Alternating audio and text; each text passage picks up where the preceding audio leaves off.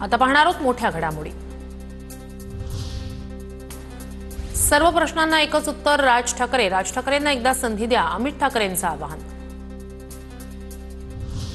आपणच निसर्गाचं नुकसान केलंय, भोग भोगावे लागणार, शेतकऱ्यांनी नुकसानाची सवय करून घ्या। पंचनाम्याच्या मुद्द्यावर शेतकरी नेते पाशा पटेल यांचं अजब वक्तव्य। सिल्वर ओक निवासस्थानी मंत्री उदय सामंत यांनी घेतली शरद पवारांची भेट। पवारांच्या भेटीत कोणतंही राजकारण नव्हतं। अखिल भारतीय नाट्य परिषदेसंदर्भात भेट घेतली, सामंतांची माहिती। सत्ताधाऱ्यांनी सर्वांनाच भेटलं पाहिजे, सामंत लपून नाही तर आजरोजपणे भेटत आहेत। सामंत आणि शरद पवारांच्या भेटीवर आशिष शेलारांची प्रतिक्रिया।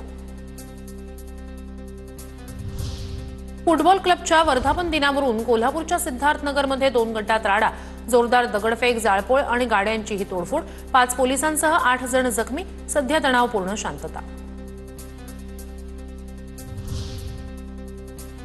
योजनांच्या परिणामकारक अंमलबजावणीतून जनसामान्यांच्या जीवनात सकारात्मक परिवर्तन घडवा। 31 मार्चपर्यंत प्रलंबित नागरी योजना पूर्ण करा, मुख्यमंत्री फडणवीसांचे आदेश। मालाडमधील मालवणी टाउनशिप शाळेच्या खासगीकरणाला विरोध, काँग्रेस आमदार असलम शेख यांचं पालकांसह निषेध आंदोलन।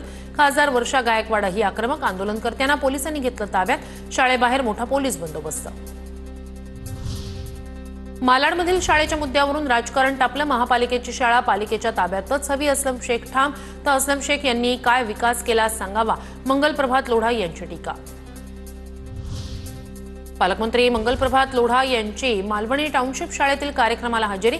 शाळा प्रयास फाउंडेशनला देण्याच्या निर्णयावर सरकार ठाम, काँग्रेसच्या आंदोलनानंतर लोढा मालवणी पोलीस ठाण्यात।